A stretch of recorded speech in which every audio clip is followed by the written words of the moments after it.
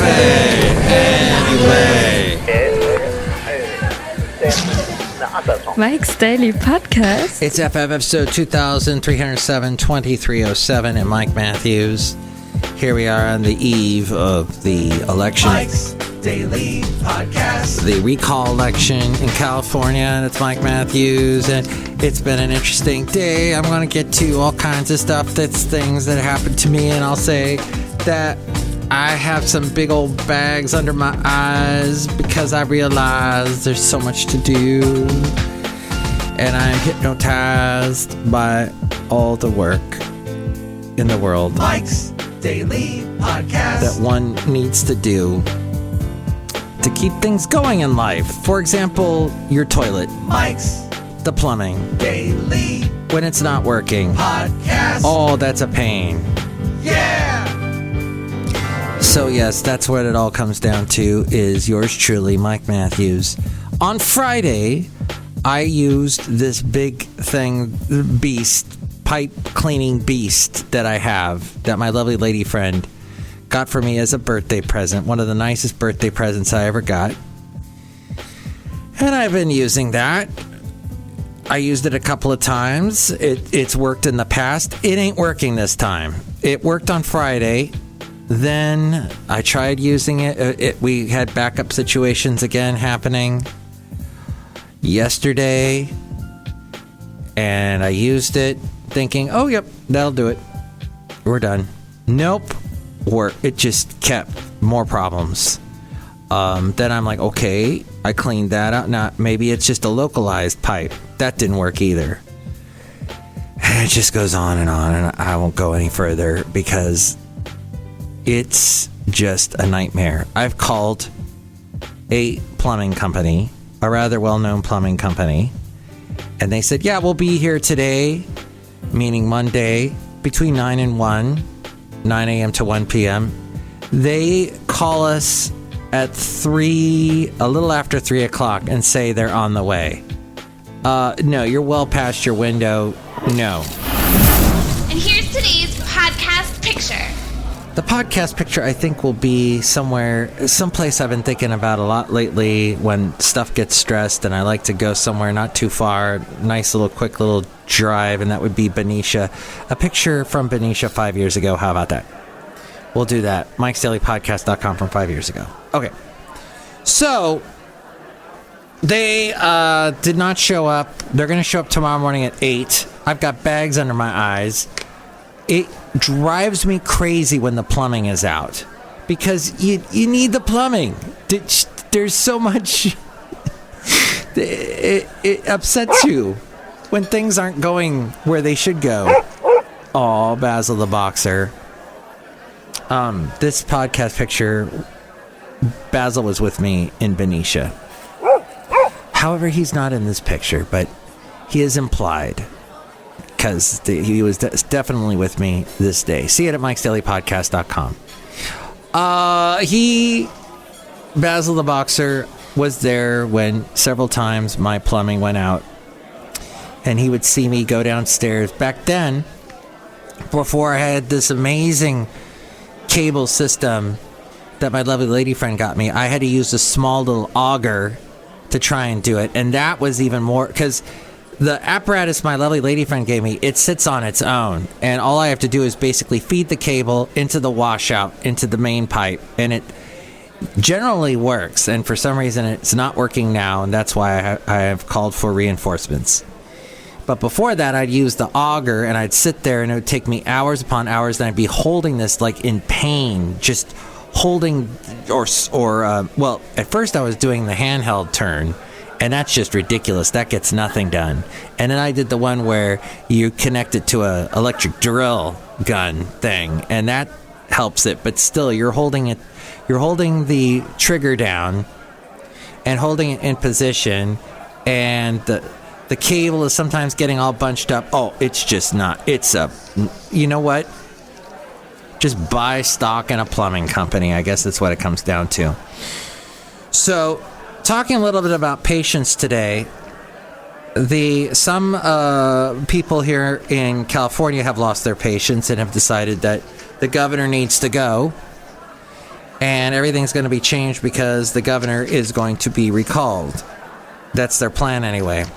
By the time you listen to this, you'll know whether he's been recalled or not. But here in California, it's recall and replace. So the ballot says no or yes with recalling Newsom. And then if you say yes, you have all these wonderful choices. And there are people here. I'm looking at this. I'm going to keep this sheet because this is utterly incredible. The California gubernatorial recall election sheet, the official voter information guide. Because some of these people literally say nothing under their description. Okay, you have someone like David Alexander Bramante, who's a Republican. And he says something like, Californians, I'm probably like you or someone you know. I've lived my whole life in or around Los Angeles. I was brought up by a single mom, blah, blah, blah, blah, blah, gonna make California. I will not run California alone. I will run California with all of you. That kind of thing. All right. So they give like a stance, a platform. And then you've got people like Angeline, whom I've seen in person before, across the parking lot. She used to go and visit, I think her boyfriend or somebody that she knew had a store that was across the parking lot from the radio station I worked for in Ventura. And my late great boss, Mark Hill, used to say, hey, I just saw Angeline across the parking lot.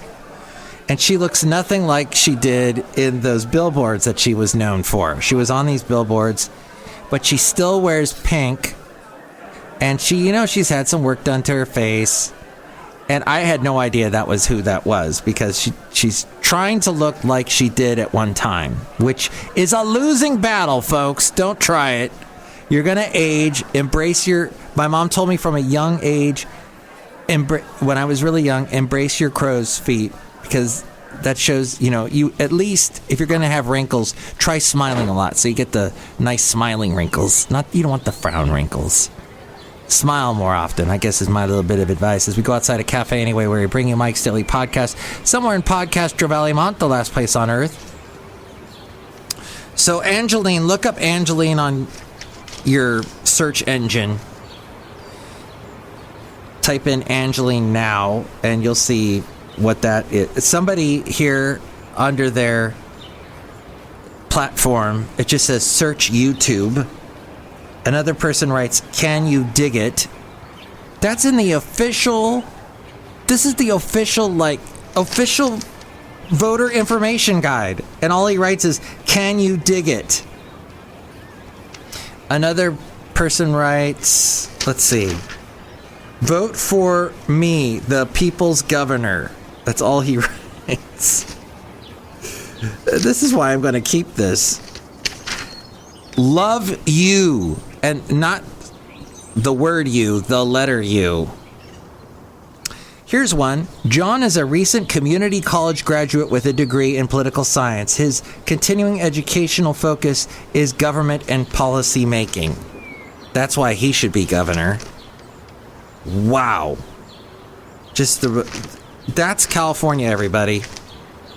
That's what we pay a lot of taxes, deal with a lot of traffic, and a lot of craziness. And that's how elections go in this wonderful state. You open up the gates, and this is what comes flooding in. So, in all of this, really quickly, how do you be patient when you've got this crazy election going on, when you've got people saying, oh, this is going to be a rigged election, don't believe any of the results? They're already saying that because they know they're going to lose. They're also, plumbers that don't show up and all kinds of other crazy stuff. Practice being patient. It might sound simple, but practicing patience truly is a legitimate way to improve your patience. After all, how do you improve your skills in playing the piano? Practice, practice, practice. Everyday life, will no doubt provide you with ample opportunities to practice your patience. But if you would prefer to have more focus and control when practicing, try a few of these things. Read a difficult novel, such as War and Peace. Complete a large jigsaw puzzle or a book of Sudoku. How many empty books... people buy books, Sudoku books, and then never... There's like all these abandoned Sudoku books everywhere you go, it seems. Commit to cooking meals from scratch. Try public transportation. Ban yourself from looking at your phone while waiting for appointments. And offer to babysit for a friend or family member. That will definitely, yes. It's working on your patience. That will try your patience. Focus on why you're impatient. It can help you shine a spotlight on your impatience. Inspect the real reasons why you're feeling impatient. When you acknowledge those reasons, you may be better placed to take control over those feelings and stop stressing about them. Remind yourself that you're just uncomfortable. Maybe not so much impatient. Life is the longest thing any of us will do.